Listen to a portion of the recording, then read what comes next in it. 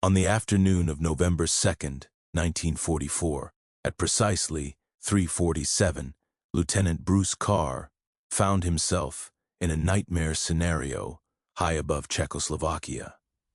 He watched helplessly as his oil pressure gauge plummeted to zero, while thick black smoke billowed from his P-51 Mustang's cowling. The Merlin engine shrieked in protest as metal scraped violently against metal. Just half a minute earlier, he'd been confidently leading a strafing attack on a German airfield. Now he was essentially a corpse piloting a dying machine through hostile skies. A fragment from an 88mm flak shell had torn through his engine compartment, completely severing the oil line. Without lubrication, his Rolls-Royce Merlin engine would seize up in roughly 90 seconds. Once that happened, his propeller would transform into a 400-pound dead weight, and his legendary Mustang would become nothing more than a glorified glider with all the aerodynamic grace of a falling brick. Carr faced only one realistic choice: abandon ship. He yanked back the canopy, rolled his dying aircraft upside down, and dropped out into the frigid Czechoslovakian air. At 8,000 feet, his parachute blossomed open. As he descended, the grim reality became crystal clear. Enemy territory stretched endlessly in every direction. He was 200 miles deep behind German lines, without a radio, armed with nothing but a pistol containing 7 rounds, and carrying no food or water. It was November in Central Europe, where nighttime temperatures regularly dropped below freezing. The survival statistics were absolutely brutal. American pilots shot down over occupied Europe had roughly a 23% chance of evading capture and making it back to friendly forces. The remaining 77% either spent the remainder of the war locked up in prisoner camps or ended up in unmarked graves scattered across the countryside. Bruce Carr was about to defy every statistical prediction ever compiled about downed aviators, because within 4 days, he wouldn't merely escape. He would actually steal one of Germany's most sophisticated fighter aircraft and fly it straight home. Bruce Ward Carr entered the world on January 28, 1924, in Union Springs, New York. His childhood was unremarkable in most respects, except for one extraordinary detail. At just 15 years old, Bruce learned to fly. The timing of this was significant. In September of 1939, Germany stormed into Poland, igniting World War II. That teenage farm kid in upstate New York had no way of knowing that within 5 years he'd be engaged in deadly dogfights over Berlin. But perhaps some instinct told him that aviation was about to become the most critical skill any young man could master. He didn't learn through any military program or formal aviation school. A local crop duster named Earl simply let the kid handle the controls of his biplane during one summer afternoon. Carr was immediately hooked. By his 16th birthday, he'd accumulated more flying time than most Army Air Force cadets managed in their entire training. On September 3, 1942, Carr enlisted in the United States Army Air Forces at 18 years old. When he entered the Aviation Cadet Training Program, his instructor turned out to be Earl, the same man who'd first taught him to fly 3 years prior. Earl had also joined up. He glanced at Carr's application, noticed the 240 flight hours already logged, and immediately recommended him for the accelerated program. By August of 1943, Carr had become a flight officer. By February of 1944, he'd arrived in England, assigned to the 380th Fighter Squadron. His first assignment involved mastering the P-51 Mustang. The P-51 represented the absolute pinnacle of propeller-driven fighter design. The specifications told the complete story. It could fly 1,650 miles with drop tanks installed, sufficient range to escort bombers from England all the way to Berlin and back again. It achieved top speeds of 437 miles per hour at 25,000 feet altitude, with a service ceiling reaching 41,900 feet. Its armament consisted of 6 M2 Browning machine guns carrying 1,880 rounds total, enough firepower to absolutely shred a German bomber in just 2 seconds of sustained fire. Before the P-51 arrived in significant numbers, American daylight bombing missions suffered catastrophic losses. The 8th Air Force lost 60 bombers in a single disastrous mission over Schweinfurt in October of 1943. Without fighter escort covering them, the bombers were easy prey for Luftwaffe interceptors. The Mustang revolutionized everything. For the first time, American fighters could accompany bombers throughout their entire mission. German pilots bitterly called them the long-nosed bastards. The Luftwaffe began losing experienced pilots faster than their training schools could possibly replace them. Carr fell completely in love with the aircraft from his very first flight. The cockpit felt like it was custom-built for him.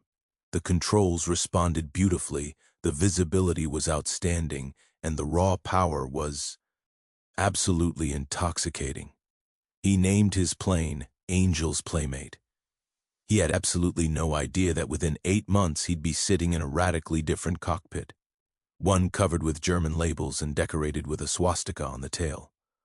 On March 8, 1944, Carr scored his first combat engagement. He spotted a Messerschmitt and immediately gave chase. The German pilot attempted escape by diving for the deck, flying dangerously close to the treetops. Carr followed relentlessly. The chase covered 40 miles at speeds exceeding 400 miles per hour, with both aircraft barely clearing the German forests. Carr fired and missed. He fired again, and one bullet clipped the wing. The German pilot panicked, pulled up sharply and ejected, but he was far too low. His parachute never fully deployed. He impacted the ground at 60 miles per hour, while his aircraft slammed into a hillside. Carr returned to base anticipating congratulations. Instead, his commanding officer summoned him to the office and declared his flying the most over-aggressive he'd ever witnessed.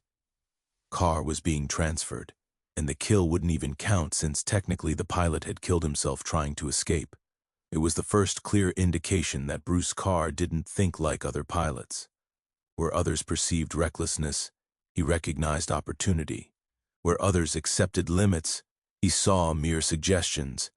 In May of 1944, Carr transferred to the 353rd Fighter Squadron.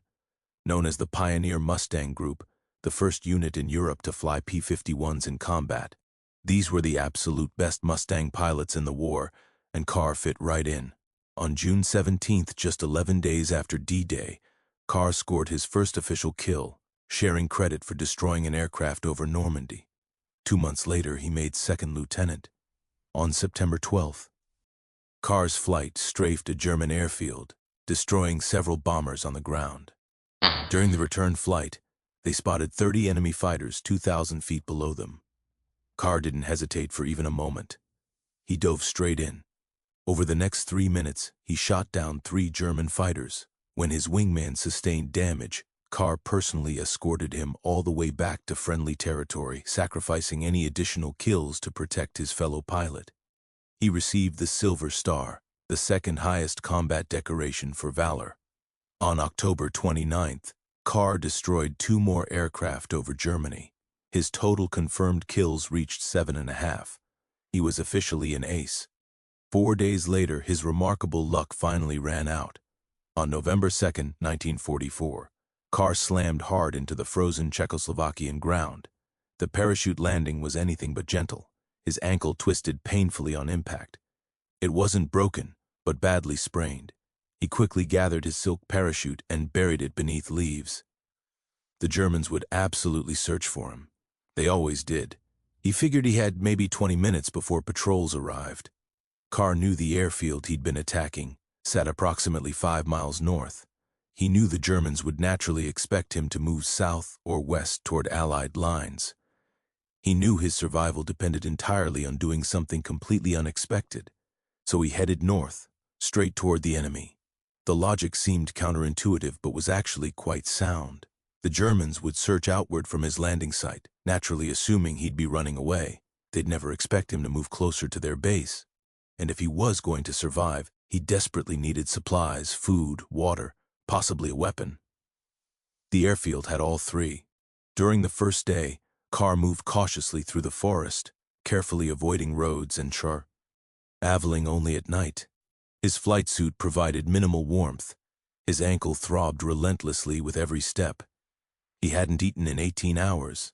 On the second day, he discovered a stream and drank deeply. The water was so cold it numbed his throat. He spotted a German patrol 200 yards away and remained completely motionless in a ditch for 2 hours while they passed within yards of his position. By the third day, the hunger became absolutely impossible to ignore. Carr was burning 4,000 calories daily just maintaining body temperature. He'd consumed exactly 0. His body had begun cannibalizing its own muscle tissue for energy. He reached a decision. Tomorrow he would surrender. The Luftwaffe treated captured pilots significantly better than other German forces. Aviators maintained a code of mutual respect, even for enemy flyers. Carr knew pilots who'd spent time in prison camps. They described the experience as boring but survivable. 3 meals daily, Red Cross packages, letters from home. Certainly beat starving to death alone in a Czechoslovakian forest. On the 4th day, late in the afternoon, Carr finally reached the edge of the German airfield. He positioned himself in a tree line overlooking the eastern perimeter. Through the branches, he could observe hangars, fuel trucks, and numerous aircraft. He planned to wait until morning, then simply walk to the main gate with his hands raised in surrender. But as darkness settled in, Carr noticed something extraordinary. 80 yards from his position sat a Focke-Wulf 190 inside a protective revetment, partially concealed by camouflage netting. 2 German mechanics were working on the aircraft under portable lights. Carr watched intently as they checked the fuel level. The tanks were completely full. They fired up the engine, and the distinctive sound of the radio roaring to life, ek, OED, across the field. They cycled the propeller, checked the magnetos, and ran through what appeared to be a complete pre-flight inspection. Then they shut everything down, covered the cockpit, and walked back toward the main hangars. The aircraft was completely ready to fly. Carr's brain immediately began calculating possibilities. He'd never flown a German aircraft. He didn't speak German. He had absolutely no idea where the controls were located, how the engine started, or how the landing gear operated. But he knew how to fly. He'd logged over 500 combat hours. Every aircraft had a throttle, a control stick, and rudder pedals. The fundamental physics didn't change just because the labels were in German. And he was looking at a fully fueled fighter aircraft with apparently no guard watching it. The surrender plan instantly evaporated. Carr waited patiently until 3 in the morning. The airfield had grown quiet with only a skeleton crew on night watch. No activity whatsoever near the revetment. He moved swiftly across 80 yards of completely open ground with absolutely no cover available. If anyone glanced in his direction, he was dead. Carr covered the distance in 40 seconds, staying as low as possible, his twisted ankles screaming in protest with every step. The aircraft was considerably larger than he'd anticipated. It weighed nearly a ton more than his Mustang. The cockpit sat high off the ground, protected by thick armored glass. The massive radial engine dominated the entire nose section, producing 1,700 horsepower. This particular aircraft was Germany's premier fighter, so formidable it had initially outclassed the Spitfire. German pilots affectionately called it the Butcher Bird. Allied pilots simply called it Trouble. The aircraft Carr had just climbed onto was most likely an A8 variant, the most common model in late 90s. N-44, armed with 2 machine guns in the cowling and 4 cannons in the wings. Maximum speed approached 400 miles per hour, with a range of 500 miles. An absolutely deadly machine in experienced hands. Carr was decidedly not an experienced pilot of this aircraft. He'd never sat in one before. He'd never even seen the inside of one. Everything he knew about this aircraft came exclusively from gun camera footage of them exploding. Carr climbed onto the wing. The canopy was unlocked. He slid it back and dropped into the cockpit. The first thing he noticed, he couldn't read a single thing. Every label, every gauge, every switch was in German. The instrument panel presented a wall of completely incomprehensible text. The second thing he noticed, The cockpit was noticeably smaller than his Mustang. His knees pressed uncomfortably against the instrument panel, but the control stick fell naturally to his right hand, and the throttle was positioned on the left, identical to American aircraft. Some things apparently were universal. Carr had approximately 4 hours until sunrise. He utilized every single minute. He traced wiring harnesses. He identified gauges by their typical positions.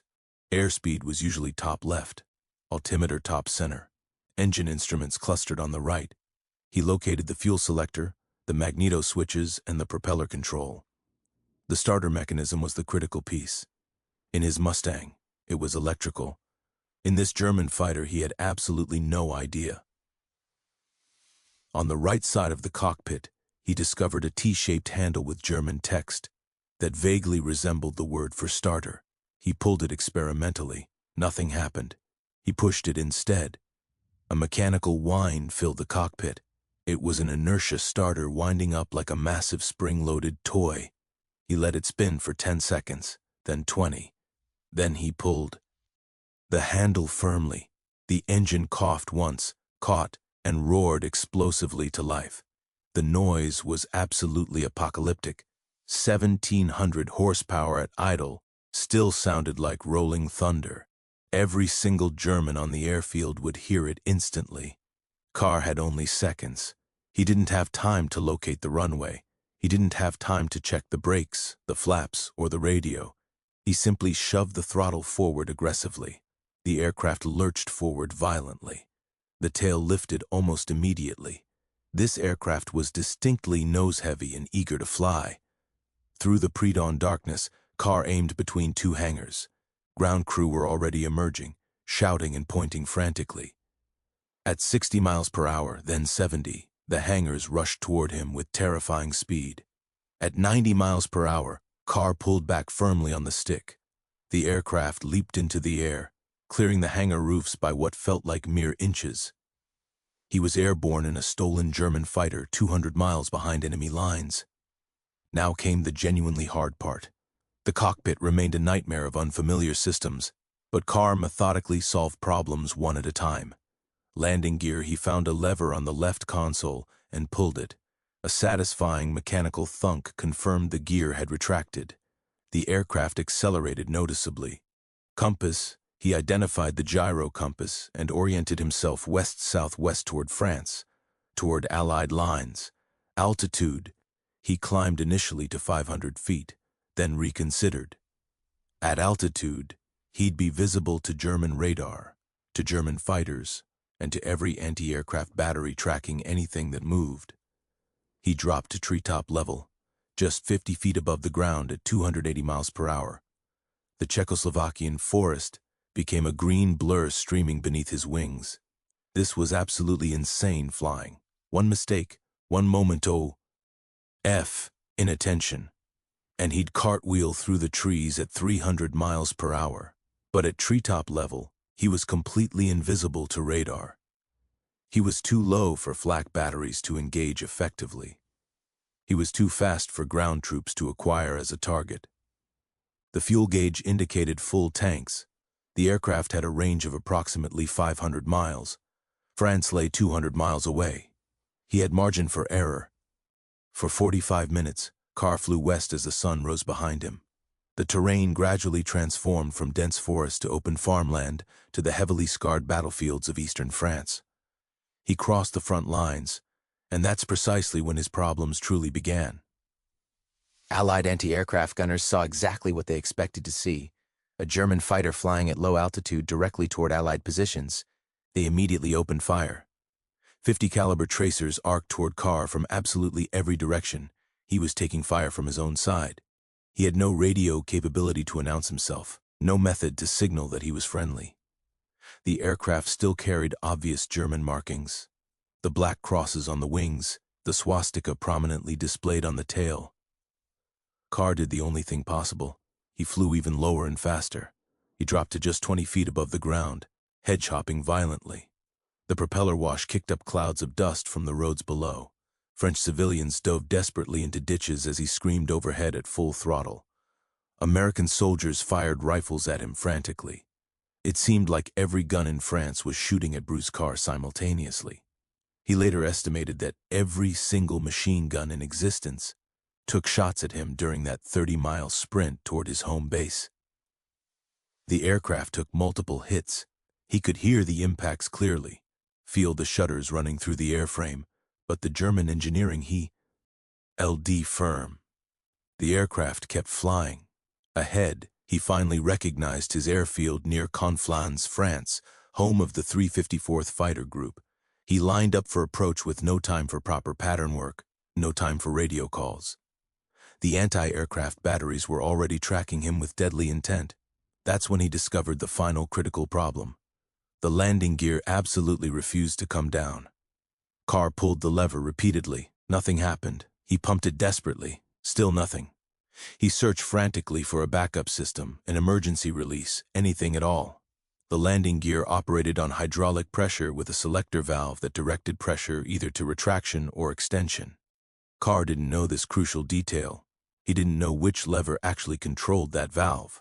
He didn't know he'd been pulling the completely wrong handle for the last 5 minutes. Below him, anti-aircraft crews were actively loading their guns. A German fighter was circling their field suspiciously. They were preparing to blow him out of the sky. Carr made his final decision. He was going to belly land. He lined up with the grass beside the main runway, lowered the flaps successfully, and cut the throttle completely. The aircraft sank rapidly, 100 feet, 50 feet, 20 feet. It slammed into the grass at 90 miles per hour, slid violently for 300 yards, throwing up a massive rooster tail of mud and debris, and finally ground to a complete stop. Carr was alive. Within seconds, the aircraft was completely surrounded. Military police with rifles raised were screaming at the pilot to immediately exit the cockpit. They were expecting a German prisoner. The canopy slid back slowly. A mud-splattered American in a torn flight suit climbed carefully onto the wing and announced he was a captain from this very squadron. Nobody believed him initially. He'd been missing for 4 days. He was supposed to be either dead or captured, and he'd just belly-landed a German fighter directly onto their airfield. The military police kept their rifles trained firmly on him until a staff car arrived. The commanding officer stepped out and surveyed the surreal scene, the destroyed German aircraft, the mud-covered pilot, the bewildered military police. He simply asked where in the hell Carr had been and what he'd been doing. The story spread through the Army Air Forces like wildfire. The pilot who stole a German plane, the only American in the entire European theater to take off in a Mustang and return in an enemy fighter. But Carr's war was far from over. 5 months later, on April 2, 1945, near Schweinfurt, Germany, First Lieutenant Carr was leading a flight of 4 Mustangs on a reconnaissance mission. They were cruising at 15,000 feet when Carr spotted movement high above them, German fighters, more than he could accurately count. A massive formation stacked from 18,000 to 25,000 feet. Carr made a quick visual estimate: 60 aircraft, possibly more. A mix of the latest variants of both primary German fighters, the largest concentration of enemy fighters he'd ever encountered. He had exactly 4 Mustangs. Standard tactical doctrine dictated immediate evasion. 4 against 60 was pure suicide. The Germans possessed altitude advantage, numerical advantage, and positional advantage. Every manual ever written explicitly stated, disengage immediately and report the contact. Let the bomber escort squadrons know what's approaching. Get out alive. Bruce Carr had never been particularly interested in what manuals recommended. He keyed his radio with one word: engaging. His wingmen didn't hesitate even slightly. They'd flown with Carr before. They knew exactly what he was capable of achieving. They understood that when Carr said engaging, he absolutely meant it. The 4 Mustangs climbed directly into the German formation. What happened over the next several minutes became one of the most remarkable air battles of World War II. The Germans completely failed to expect an attack. They were flying in a loose defensive formation, conserving fuel, probably heading to intercept a bomber stream. 4 American fighters climbing directly into their midst made absolutely no tactical sense whatsoever. Carr exploited the confusion brilliantly. He slipped unnoticed into the rear of their formation, positioned himself perfectly behind an aircraft, and fired. The German pilot never saw him. The aircraft exploded violently. Carr immediately shifted to another target and fired again. The enemy fighter rolled inverted and plummeted toward the earth, trailing smoke. The German formation began scattering in complete confusion. They couldn't determine how many Americans were actually attacking. They couldn't identify where the devastating fire was originating. Carr moved through them methodically like a predator, selecting targets, firing precisely, moving immediately to the next. 3rd kill, 4th kill, 5th kill. In the space of just 3 minutes, First Lieutenant Bruce Carr shot down 5 German aircraft. His wingmen accounted for 10 more. 4 American pilots. 15 German aircraft destroyed. 0 American losses. When their ammunition finally ran out, Carr calmly led his flight home.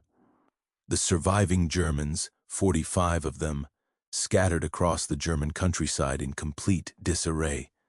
On April 9, 1945, Bruce Carr was promoted to captain. He received the Distinguished Service Cross, second only to the Medal of Honor, specifically for his actions on April 2nd. The citation described how he completely disregarded his personal safety and the enemy's overwhelming numerical superiority and tactical advantage of altitude, leading his element in a direct attack and personally destroying 5 enemy aircraft while damaging another. Became the last ace in a day in the European theater of World War II. No American pilot would match this achievement before Germany surrendered. By war's end, he'd flown 172 combat missions and accumulated 14 or 15 confirmed aerial victories, plus numerous ground kills. He was 21 years old. The war ended, but Bruce Carr remained in uniform. He joined America's first jet aerobatic demonstration team, flying cutting-edge jet fighters. Then came Korea, where he flew 57 combat missions in Sabres, eventually commanding an entire fighter squadron. The farm kid from Union Springs, New York, was now running a fighter squadron as a full colonel. Then Vietnam arrived. Colonel Carr, now 44 years old, flew 286 combat missions in Super Sabres, close air support, bombing runs, strafing missions. The identical work he'd performed 24 years earlier in a different war, in different aircraft. 3 wars spanning 3 generations of aircraft technology. 515 total combat missions. He finally retired in 1973. On April 25, 1998, in St. Cloud, Florida, Bruce Ward Carr died of prostate cancer at 74 years old. They buried him in Arlington National Cemetery among the heroes of every American war since the Revolution, within sight of the tomb of the unknown soldier, across the river from the Lincoln Memorial. His headstone lists his rank, his numerous decorations, and his wars. It doesn't mention the stolen German fighter. It doesn't mention the 4 days alone in the Czechoslovakian forest. It doesn't mention on the belly landing, or the military police pointing rifles at his face, or the commanding officer asking where the hell he'd been. Some stories simply don't fit on headstones. There are 2 ways to tell Bruce Carr's story. The first is pure legend, the downed pilot who stole a German fighter from an active airfield, figured out the controls through trial and error, and flew 200 miles back to Allied territory while every gun in Europe shot at him. The second is documented record. The ace with 15 kills, multiple high valor decorations, the man who led 4 aircraft against 60 and won decisively. Both versions are completely true. Both are genuinely remarkable. But here's what truly matters. In November of 1944, an American pilot found himself alone, unarmed, and stranded 200 miles behind enemy lines. The rational choice was clearly surrender. The safe choice was giving up. Bruce Carr chose completely differently.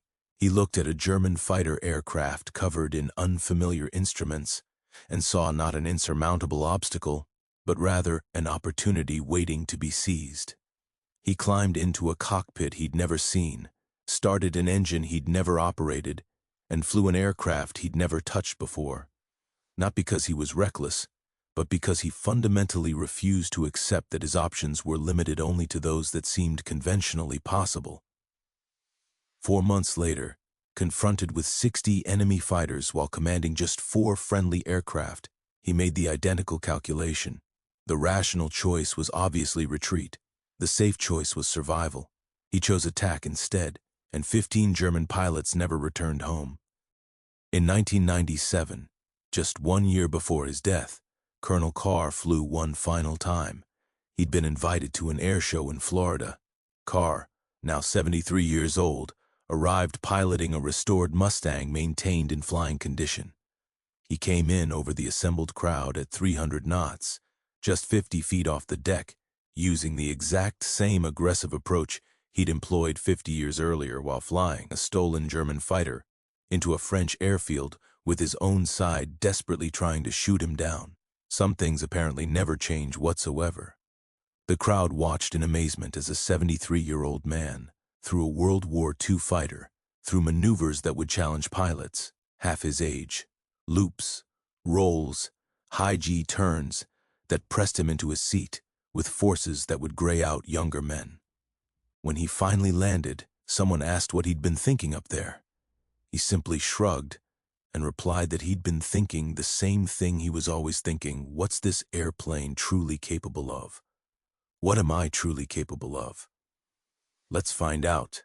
That's the real Bruce Carr story, not the stolen fighter, not the 15 kills, not the 3 wars and 515 combat missions. The story is actually far simpler than all that. The story is about a pilot who looked directly at impossible odds and asked himself one question: what else can I do?